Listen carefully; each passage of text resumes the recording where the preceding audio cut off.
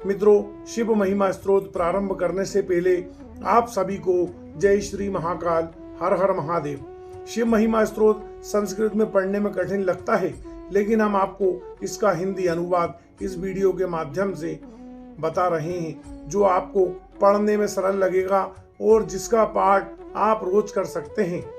तो लीजिए स्तोत्र प्रारंभ करते हैं। हे हर, आप प्राणी मात्र के कष्टों को हरने वाले हैं।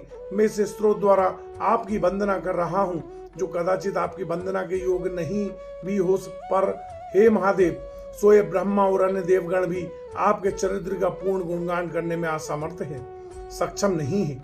जिस प्रकार एक पक्षी अपनी क्षमता के अनुसार ही आसमान में उड़ान भर सकता है, उसी प्रकार मैं भी अपनी यथाशक्ति आपकी आराधना करता हूँ।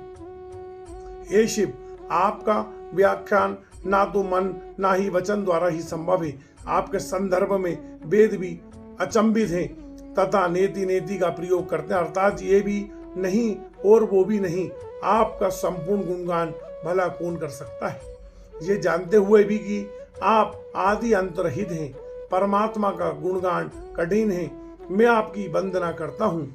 हे वेद और भाषा के सृजक, जब स्वयं देव गुरु बृहस्पति भी आपके स्वरूप की व्याख्या करने में असमर्थ हैं, तो फिर मेरा कहना ही क्या है। हे त्रिपुरारी, आपकी सीमित क्षमता का बोध होते हुए भी मैं इस विश्वास से इस स्तोत्र की रचना कर रहा हूँ कि इसमें मेरी वाणी शुद्ध होगी तथा मेरी बुद्धि का विकास होगा। हे देव, आप इस संसार के सृजन, पालन करता एवं विलय करता है। तीनों वेद आपकी ही संहिता गाते हैं। तीनों गुण रजो तमो सतो आपके ही प्रकाशित है। आपकी ही शक्ति त्रिदेव में निहित है। इसके बाद भी कुछ मूढ़ प्राणी आपका उपहास करते हैं तथा आपके बारे में भ्रम फैलाने का प्रयास करते हैं, जो सर्वदा अनुचित है। हे महादेव, वो मूढ़ प्राणी जो स्वयं ही भ्रमित हैं, इस प्रकार से तर्क वितर्क द्वारा आपके अस्तित्व को चुनौती देने की कोशिश करते हैं। वे कहते हैं कि अगर कोई परम पुरुष है तो उसके क्या गुण हैं, वह कैसा दिखता है, उसके क्या साधन है, वह सृष्टि को किस प्रकार धारण करता है। ये प्रश्न वास्तव में भ्रमक मात्र है। वेद ने भी स्पष्ट किया है कि तर्क द्वारा आपको नहीं जाना जा सकता। हे परमपिता, इस सृष्टि में 7 लोग हैं, भूलोक, भुवलोक, स्वर्गलोक, सत्यलोक, महालोक, जनलोक एवं तपोलोक। इसका सृजन भला सृजक आपके बिना कैसे संभव हो सकता है? यह किस प्रकार से और किस साधना से निर्मित हुआ है? तात्पर्य यह है कि आप पर किसी प्रकार का संशय नहीं किया जा सकता। विविध प्राणी सत्य तक पहुंचने के लिए विभिन्न वेद पद्धतियों का अनुसरण करते हैं, पर जिस प्रकार सभी नदी अंततः सागर में समाहित हो जाती हैं, ठीक उसी प्रकार हर मार्ग आप तक ही पहुंचता है। हे शिव, आपके भ्रुकुटी के सारे मात्र से सभी देवगण ऐश्वर्य एवं संपदा का भोग करते हैं, पर आपके स्वयं के लिए सिर्फ बेल, नंदी, कपाल, बघंबर, त्रिशूल, कपाल एवं नागमाला एवं भस्म मात्र आपका कोई संयम करने की आप देवों असीम ऐश्वर्य का स्रोत है, तो आप स्वयं उस ऐश्वर्य का भोग क्यों नहीं करते? तो इस प्रश्न का उत्तर सहज ही है कि आप इच्छा रहित हैं तथा स्वयं में ही स्थिति प्रज्ञ रहते हैं। हे त्रिपुरहंता, इस संसार के बारे में विभिन्न विचारकारों को भिन्न भिन्न मत, कोई इसे नित्य जानता है तो कोई इसे अनित्य समझता है, अन्य इसे नित्य अनित्य के बताते हैं। इस विभिन्न मतों के कारण मेरी बुद्धि भ्रमित होती है, पर मेरी भक्ति आप में दृढ़ होती जा रही है। एक समय आपके पूर्ण स्वरूप का भेद जानने हेतु ब्रह्मा एवं विष्णु क्रमशः प्रत्येक दिशा में गए, पर उनके सारे प्रयास विफल हुए। जब उन्होंने भक्ति मार्ग अपनाया तभी आपको जान पाए। क्या आपकी भक्ति कभी विफल हो सकती है? हे त्रिपुरांतक, दशानन रावण किस प्रकार विश्व को शत्रु विहीन कर सका? उसके महाबाहु हर पल युद्ध के लिए व्याग्र रहे। हे प्रभु, रावण ने भक्ति बस आपके ही शीश को काट काट कर आपके चरण कमलों में अर्पित, अपने शीश को काट काट कर आपके चरणों में अर्पित कर दिया। ये उसी भक्ति का प्रभाव था। हे शिव, एक समय उसी रावण ने मद में चूर आपके कैलाश को उठाने की दृष्टा करने की भूल की। हे महादेव, आपने अपने सहज पांव के अंगूठे मात्र से उसे दबा दिया। फिर क्या था? रावण कष्ट से रुदन कर उठा। वेदना ने पटल लोक पे भी उसका पीछा नहीं छोड़ा तथा आपकी शरणागति के बाद ही वे मुक्त हो सका। हे शंभो, आपकी कृपा मात्र से ही बाणासुर, दानव, इंद्र आदि देवों से भी अधिक ऐश्वर्यशाली बन सका तथा तीनों लोगों पर राज किया। हे ईश्वर, आपकी भक्ति से क्या कुछ संभव नहीं है। देवताओं एवं असुरों ने अमृत प्राप्ति हेतु समुद्र मंथन किया। समुद्र से मूल्यवान वस्तु प्रकट हुई जो देवता तथा दानवों ने आपस में बांट ली। पर जब समुद्र से अत्यधिक भयावह कलकूट विष प्रकट हुआ तो असहज ही सृष्टि समाप्त होने का भय उत्पन्न हो गया और सभी भयभीत हो गए। हे हर, तब आपने संसार रक्षार्थ विष पान कर लिया। वह विष आपके कंठ में निष्क्रिय हो कर पड़ा है। विष के प्रभाव से आपका कंठ नीला पड़ गया है। हे नीलकंठ, आश्चर्य है कि ये स्थिति भी आपकी शोभा ही बढ़ाती है, कल्याणकार सुंदर ही होता है। हे प्रभु, कामदेव के वार से भी कभी कोई भी नहीं बच सका, चाहे वो मनुष्य हो या देव या दानव ही हो। पर जब कामदेव ने अपनी शक्ति समझे बिना आपकी ओर अपने पुष्प बाण को साधा तो आपने उसे तत्क्षण ही भस्म कर दिया।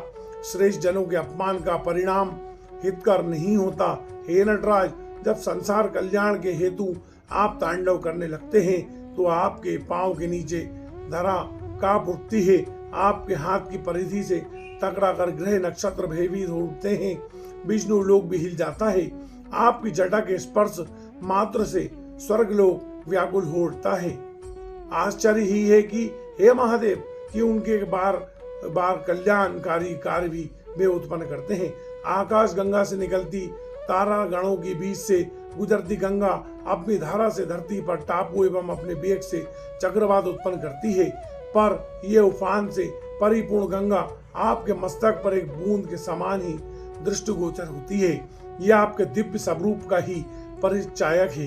हे शिव, आपने त्रिपुरासुर का वध करने हेतु पृथ्वी को रथ, ब्रह्मा का सारथी, सूर्य चंद्र को पहिया एवं स्वयं इंद्र को बाण बनाया है। हे शंभु, इस व्रत प्रयोजन का क्या आवश्यकता थी?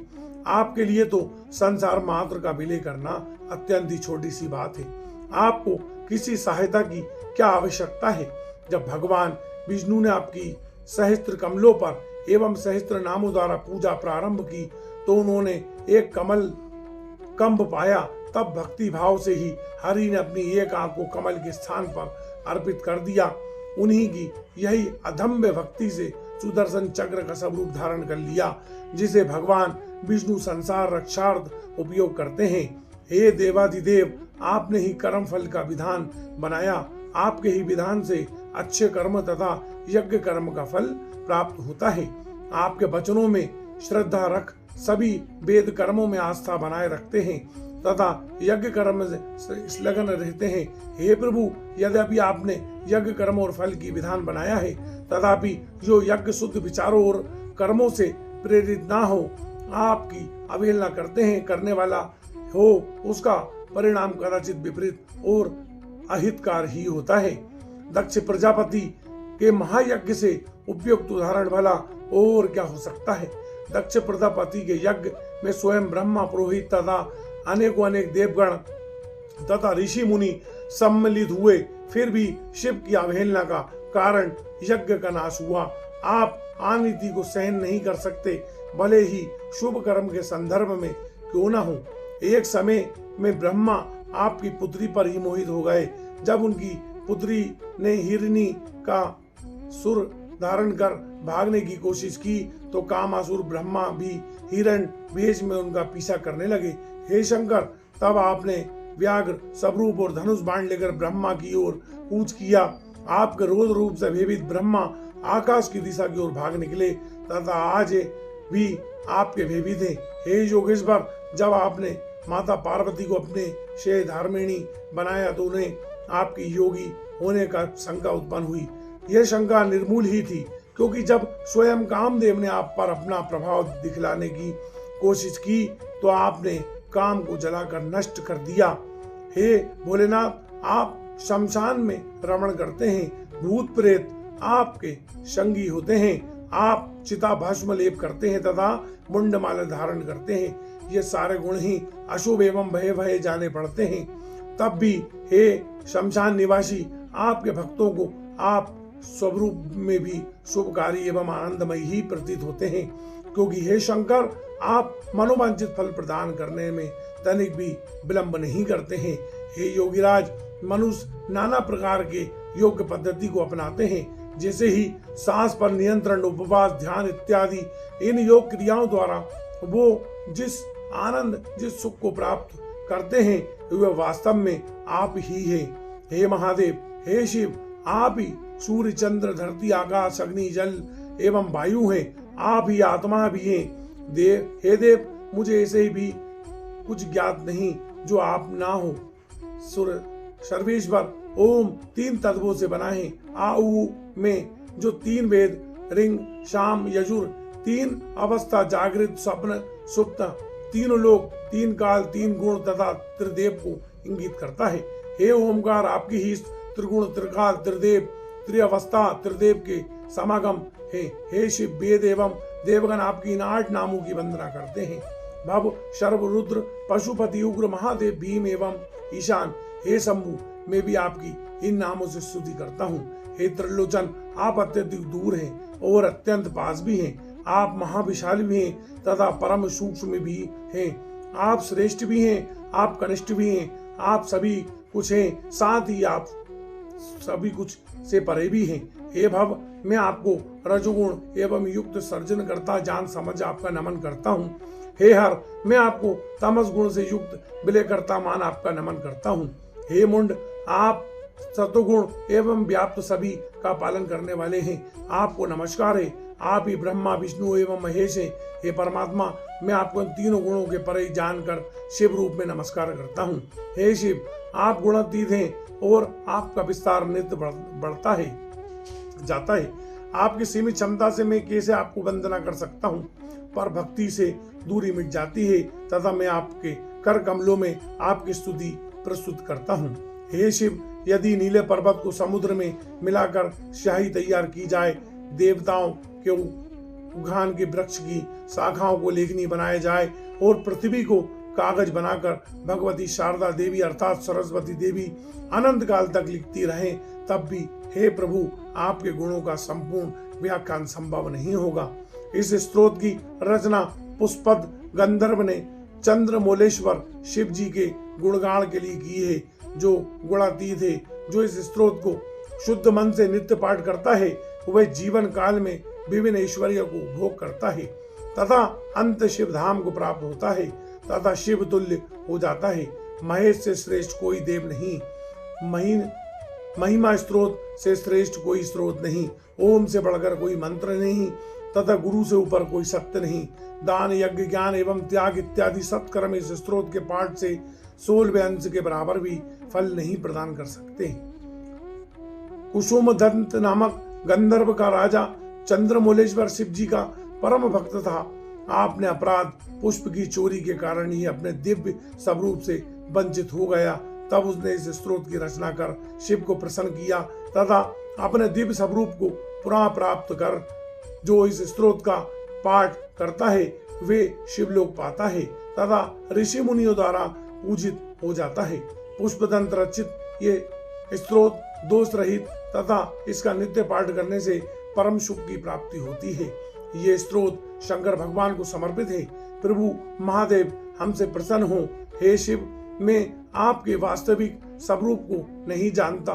हे शिव, आपके उस वास्तविक स्वरूप जिसे मैं नहीं जान सकता, उसको मेरा नमस्कार है। जो इस स्तोत्र का दिन में 1, 2 या फिर 3 बार पाठ करता है, वो पाप मुक्त हो जाता है तथा शिवलोक को प्राप्त करता है।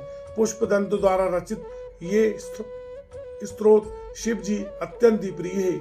इसका पाठ करने वाला अपने संचित पापों से मुक्ति पाता है। इति श्री पुष्पदंत विस्तृत शिव महिमा स्तोत्र संपूर्ण।